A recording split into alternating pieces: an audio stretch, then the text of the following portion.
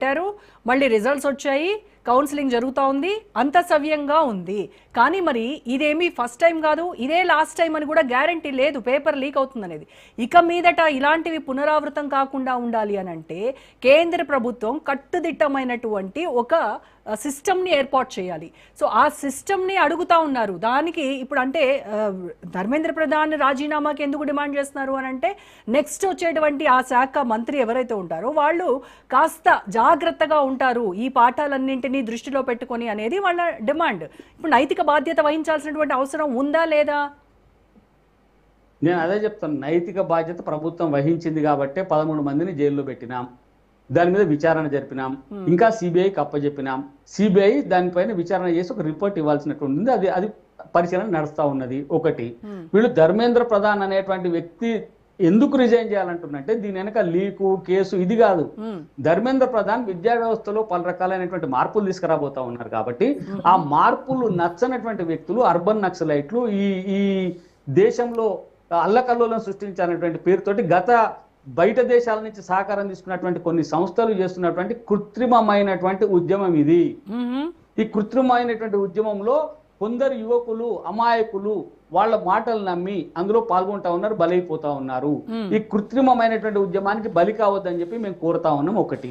రెండోది, మీరు అన్నట్టు స్పష్టంగా పోరాటం చేసేటువంటి హక్కు అందరికీ ఉంది. దాని భారతీయ జనతా పార్టీ కూడా పోరాటం చేసేటువంటి హక్కును గౌరవిస్తుంది, ప్రశ్నించేటువంటి హక్కును గౌరవిస్తుంది.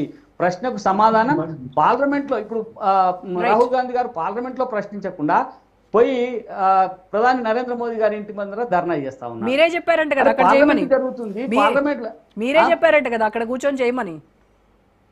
సరే, ఇప్పుడు అది మేం చెప్పినామా మేం చెప్పలేదు అనేది తేలుతుంది. దానికి మాకు దేశవ్యాప్తంగా మాకు ఉండబడేటువంటి ఏకైక ప్రతిపక్షం కాంగ్రెస్ పార్టీ. మరి కాంగ్రెస్ పార్టీ మేము కలిసిన తర్వాత కాంగ్రెస్ బీజేపీ కలిసింది అంటే ఇంకా అంతకంటే అర్థం లేని ఆరోపణ ఇంకేమన్నా ఉంటుందా?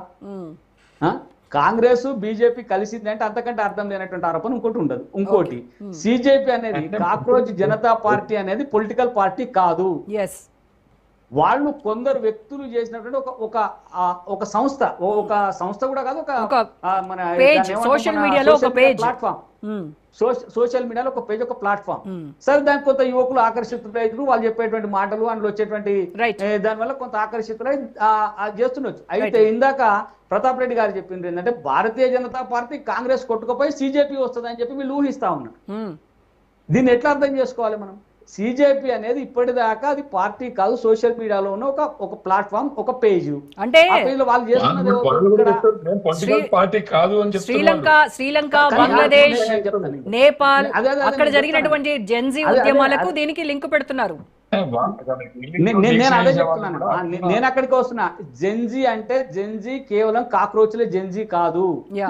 జెన్జీలో కాక్రోచ్లు లేరు. జెన్జీ అనేది మొత్తం భారతదేశం యొక్క సమగ్రతను, అభివృద్ధిని కాంక్షించి, భారత మాత యొక్క అభ్యున్నతిని కాంక్షించే వాళ్ళు జెన్జీ యూత్ అంతా భారతదేశంలో భారతదేశ అభ్యున్నతి. అక్కడ ఉన్నది మాకు మీరు ఒక నిమిషం సమయం ఇవ్వాలి. క్వశ్చన్ అడిగిన సగంలోనే అంటే కుదరదు, ఎందుకంటే చాలా ఇంపార్టెంట్ క్వశ్చన్ అడిగినారు. అక్కడ ఎవరైతే ఇప్పుడు అక్కడ జెన్జీ పేరుతోటి ఎవరైతే కాక్రోచ్ జనతా పార్టీ ప్లాట్ఫామ్ మీద చేస్తా ఉన్నారో, ఒకరేమో త్రివర్ణ పతాకాన్ని పట్టుకుంటారు, ఒకరేమో భారత మాతకి జై అంటారు అదే స్టేజ్ మీద, ఒకరేమో భారత మాతకు భర్త ఎవరు అని అడుగుతారు. ఏంటండి ఇది? ఒకరేమో భారత మాతకు జై అంటారు, ఒకరు త్రివర్ణ పతాకం పట్టుకుంటారు, ఒకరు వందే మాత్రం అంటారు, ఇంకొకరు భారత మాతకు భర్త ఎవరు అని ఒకరు చెప్తారు. ఈ దేశాన్ని విచ్ఛిన్నం చేయాలి అంటారు, 370 ఆర్టికల్ను మళ్ళీ తేవాలి అంటారు, కాశ్మీర్ మనది కాదు అంటారు. అంటే ఇట్లాంటి విభిన్నమైనటువంటి వ్యక్తుల యొక్క కలయిక అది.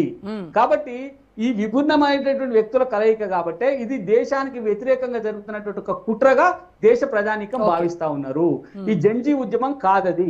ఏదో కొంతమంది కొన్ని వేల మంది వచ్చి అక్కడ ఈ వీళ్ళ ఆలోచనలకు మద్దతుగా ఉంటే అది కాదు. ఇంకోటి చెప్పాల్సింది ఏంటంటే, ఎవరైతే భారతీయ జనతా పార్టీ విధానాలను వ్యతిరేకించినటువంటి వామపక్ష భావజాలం కలిగినటువంటి వ్యక్తులు ఉన్నారో వాళ్ళే అక్కడ ఉన్నారు.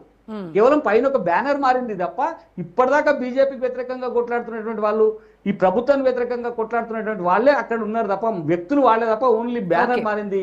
కొత్త సీసాలో పాత సారా లాగా మాత్రమే ఉన్నది. గమనించాలని చెప్పి. మోహన్ గారు నమస్కారం అండి.